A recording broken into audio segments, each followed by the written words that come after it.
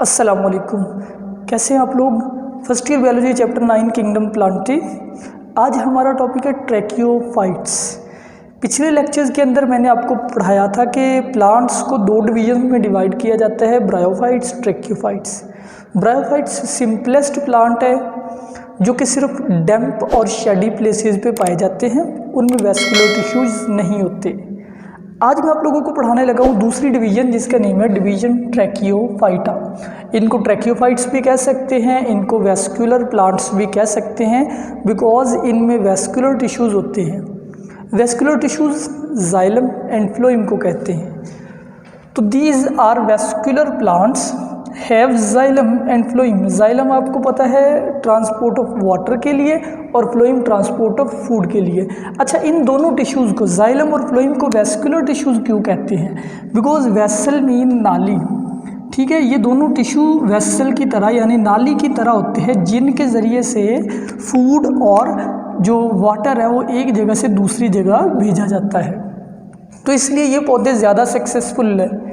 Successful group on land के ऊपर ये काफ़ी सक्सेसफुल है क्योंकि एक तो इनमें सपोर्टिंग टिश्यू है, इनमें लीव्स है, फिर इनके अंदर जो वैस्कुलर टिश्यूज है वो मौजूद है।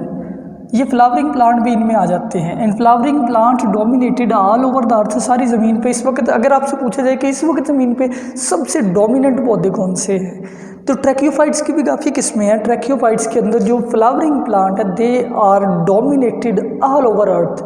90% प्लांट जो आपको पाए जाते हैं, इर्द गिर्द नज़र आते हैं, ये फ्लावरिंग प्लांट है। इनको एंजियोस्पर्म कहते हैं। अच्छा, ये जो ट्रैकियोफाइट्स है इनकी फर्दर कुछ सब डिवीजन्स भी है। ये डिवीजन है ना, इस डिवीजन के अंदर ये 4 सब डिवीजन है। पहली का नाम है साइलोप्सिडा, लाइकोप्सिडा, सफिनोप्सिडा, टीरोप्सिडा। साइलोप्सिडा सबसे सिंपल पौधे होते हैं जिनमें लीव्स वगैरह तो नहीं होते, लेकिन इनकी डाइकोटमस ब्रांचेज होती है। लाइकोप्सिडा पहले पौधे जिनमें पहली दफ़ा लीव्स वजूद में आए। सफिनोप्सिडा ये हॉर्स टेल इनको कहते हैं, इनके अंदर जॉइंट होते हैं, इनकी बॉडी में काफ़ी सारे, ये पौधे भी काफ़ी कॉम्प्लेक्स होते हैं। टीरोप्सिडा सबसे एडवांस्ड पौधे हैं। हम एवोल्यूशन को तरतीब से पढ़ रहे हैं कि सबसे कॉम्प्लेक्स कौन से, तो सबसे कॉम्प्लेक्स टीरोप्सिडा है। आगे मैं फर्दर आपको इनके बारे में भी बताऊंगा। टीरोप्सिडा 3 क्लासेस में डिवाइड है। क्लास फिलिसिनी जिनको फर्न्स कहते हैं, ये नाम आपने सुना होगा, फर्न्स, और क्लास जिम्नोस्पर्मी। जिम का मतलब होता है नेकेड या नंगा, और स्पर्मा मीन सीड। तो ये वो पौधे हैं जिनमें नेकेड सीड होते हैं, जैसे जो पाइनस वगैरह के प्लांट है जिनमें सीड नेकेड होते हैं, फ्रूट के अंदर बंद नहीं होते।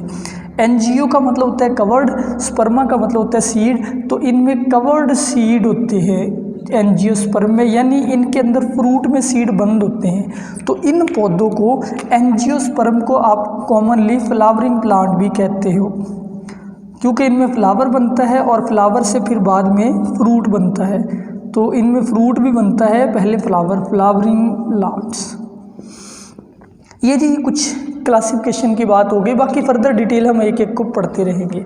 इसके बाद जी इन पौधों के करैक्टर्स। ये मैंने एक पौधा बनाया हुआ है आपके सामने। दिखने में आपको कौन सा पौधा लग रहा है? ये ट्रैकियोफाइट्स है, पत्ते इसके हैं।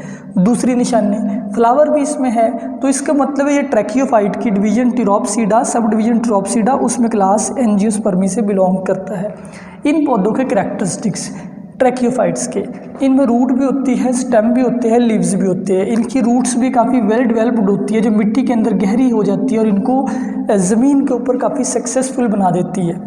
Vascular system in root, stem and leaves. Even इनके पत्ते को अगर आप माइक्रोस्कोप में ऑब्जर्व करें तो आपको ये नज़र आएगा कि इनके लीव्स के अंदर भी वैस्कुलर स्ट्रैंड्स मौजूद होते हैं। इवन बड़े बड़े वैस्कुलर स्ट्रैंड यूँ मौजूद होते हैं इनके लीव्स में वेन्स की फॉर्म में।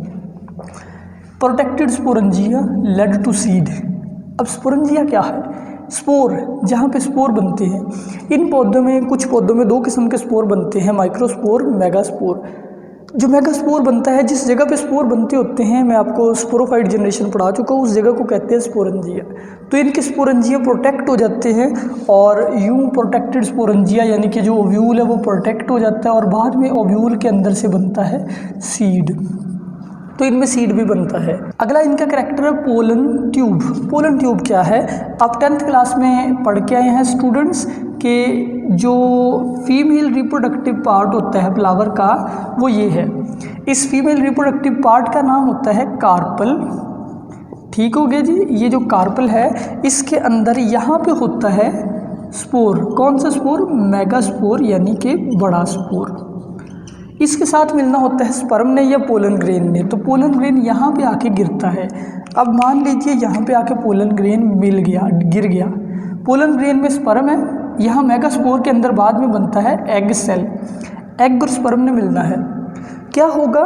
ये जो पोलन ग्रेन गिरा है ये पैदा करेगा पोलन ट्यूब। ये पोलन ट्यूब नीचे की तरफ आएगी और नीचे आके ये हो जाएगी यहाँ पे ब्रस्ट, और इसमें से दोनों स्पर्म रिलीज हो जाएंगे। ठीक है।